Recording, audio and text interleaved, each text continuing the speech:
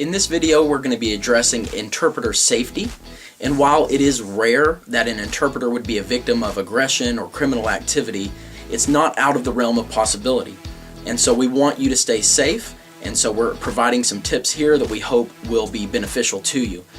As we get started in this video, I wanted to share a couple real-world examples to highlight what community interpreters run into from time to time. It wasn't about a year ago that I sent an interpreter out to a rougher part of town for a home visit with some social workers. He arrived before the social workers, like we try to do, and he parked on the side of the road. And as he's sitting there, he's not paying attention, maybe looking down at his phone, and all of a sudden his door opens and a woman gets in, and turns out she's a prostitute, and she starts soliciting him and going on, and he's adamant to her, get out of my car, and she keeps going, trying to give a better rate to him, and those sorts of things. And finally he gets pretty firm with her and says, I'm calling the cops, get out of my car. And she does. She gets out of the car, and we give him a hard time, and that's kind of a story that we retell and joke about. To make matters worse, it was his birthday, and so it makes the story a little funnier, and we tell that. But it highlights something that's more serious, that we are in these unpredictable areas of town, and we need to be aware of those things. One other example that is a bit more serious, we had an interpreter go out at midnight to a rough area of town, and so she's out there and she's interpreting for our client outside of the home to the limited English speaker. And while they're in the middle of their session, a car pulls up, a man jumps out and runs over and punches the limited English speaker. And so our interpreter's standing there, and none of the aggression was directed towards her, but at the same time, that's an unpredictable situation that's volatile, and so we do sometimes get into these situations where we need to be extra careful and stay safe. Oftentimes, community interpreters don't meet in offices or hospitals, but instead are meeting at people's homes or apartments out in the community. When doing this, meeting up is your first area of safety. We recommend that when you go to an appointment, don't stop on the first go-round, but drive by the house or the apartment and observe what's going on there. Is it a safe situation? If you feel that it's not safe, then go and park at a different location close by. Then call and let your client know where you're parked so that meeting up can go smoothly. If you're working through an agency like Clarity, you're going to want to contact your agency and let them know where you are and why, and then they can facilitate that meeting up.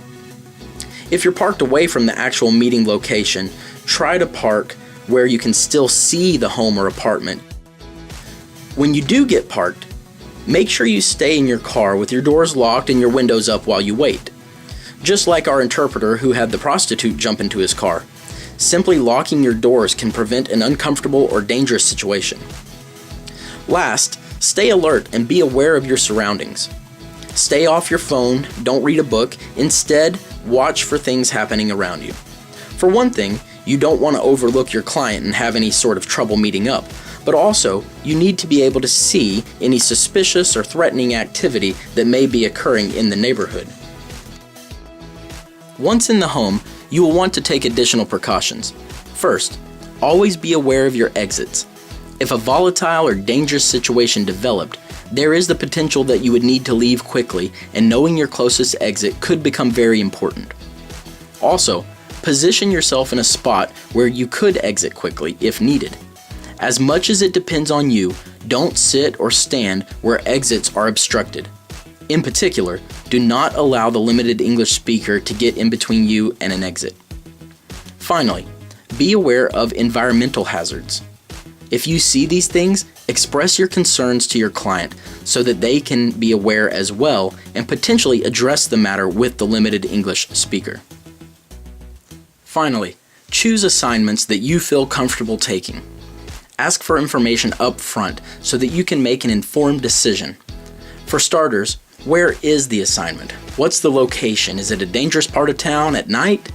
Is it another location that you find threatening? The second thing to consider is the nature of the assignment.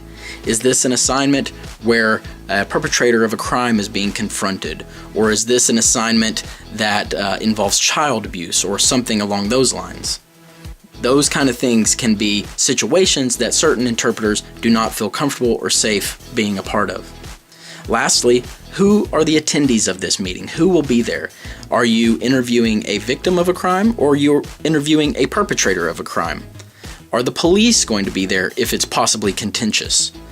These are all things that you will have to consider and decide on an individual basis your level of comfort and safety.